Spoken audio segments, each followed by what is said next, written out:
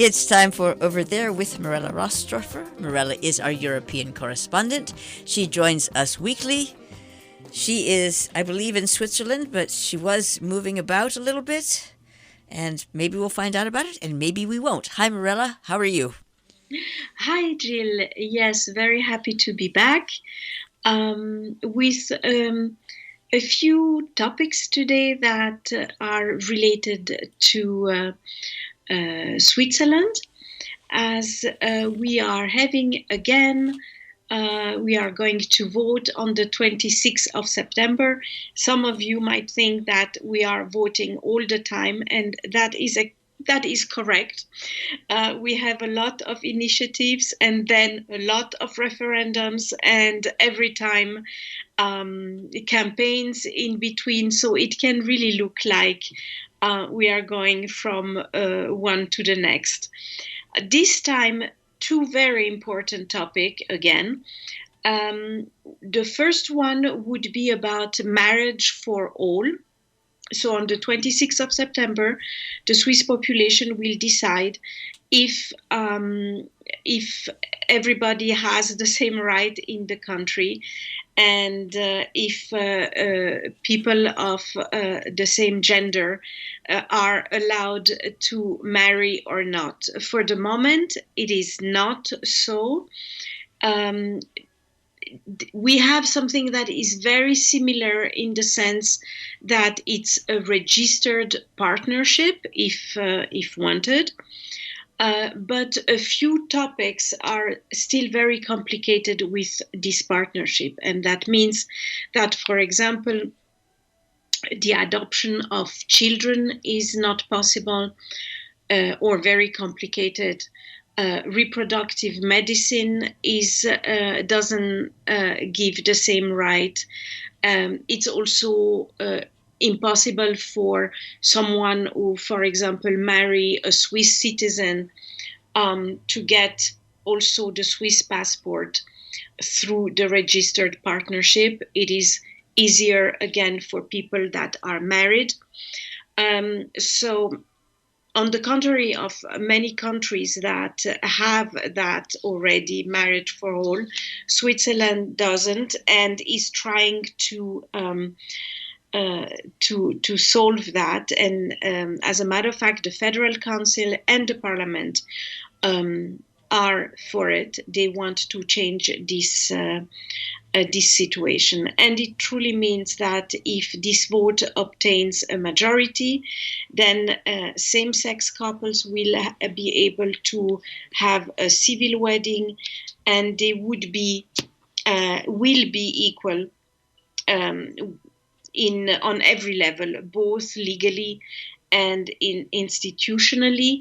And I think for what I gathered around me, also emotionally, because for many of those couples, the question is also very much to be able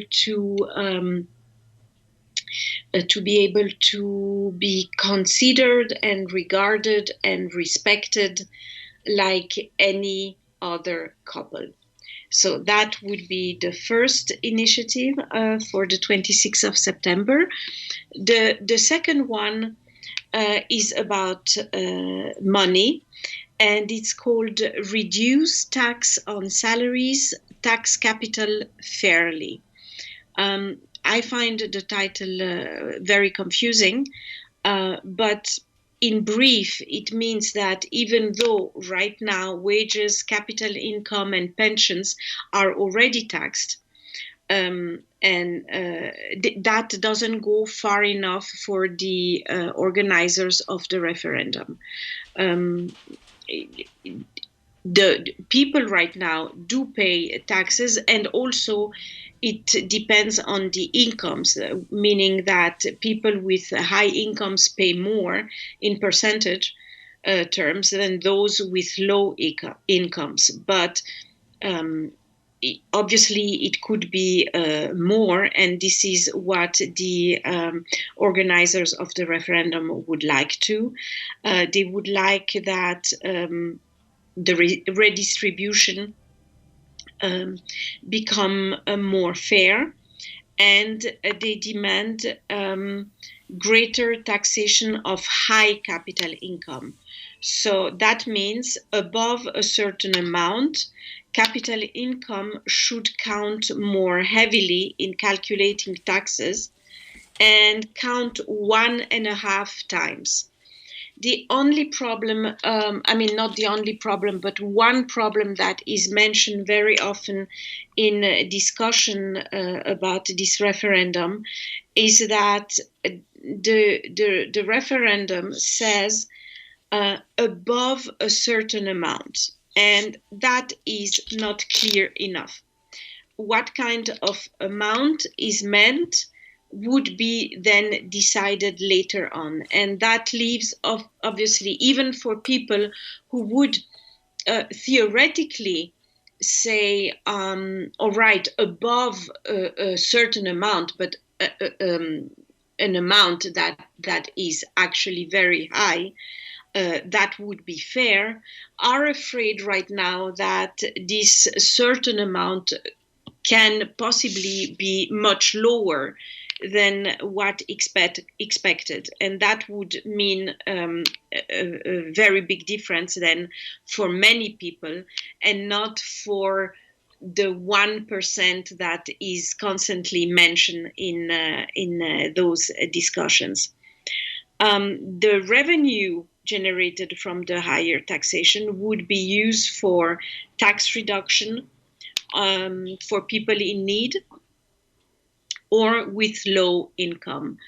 And one of the arguments of the organizers of the referendum is that people with low income or middle income go and work every day, and they actually do work visibly for what they earn, while in their opinion, and it's an opinion that obviously is not shared by everybody, in their opinion, people who earn money, for example, in the finance world, they don't necessarily go and work, they have their capital working for them.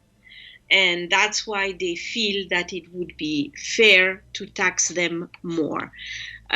They also argue that this is done already in Northern Europe, in our northern countries. I could not check that, but it is an argument that I have been seen coming up a few times. And while the initiative on marriage for all seemed to have a majority of yes for the moment in the polls, the referendum on this taxing capital fairly is for the moment refused. But as we know from previous polls, it's always a little bit difficult to say too much in advance, and then at the very end things can go very differently. That would be for the next two initiative and referendum in Switzerland. As far as COVID-19 is concerned, it is worth noting that last Sunday the G20 health ministers have met in Rome to discuss the vaccine distribution.